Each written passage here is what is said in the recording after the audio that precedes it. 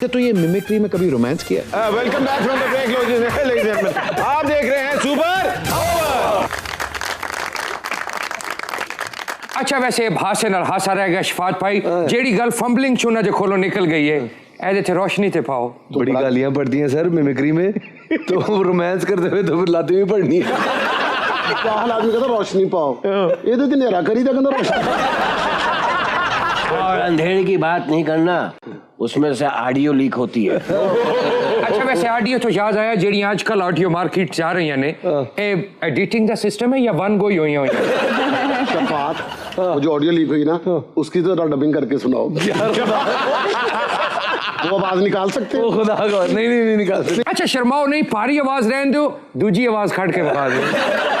दोनों नहीं होती सर, वो नहीं हो सकती यार। बट सब चुप करे। मैं तेनों क्या है तो आपकी फिल्म डब्बा फ्लॉप होने वाली है, जो आप हरकतें कर रहे हैं ना और जो आपकी फरमाइशें हैं, और ऊपर से आप एक अमरीकी एवटार को अपने साथ लेके आ गए। नहीं मैं शफात साहब की फीलिंग समझ गया कि हो जियां ऑडियो कॉपी नहीं होंदियां लीक होंदियां।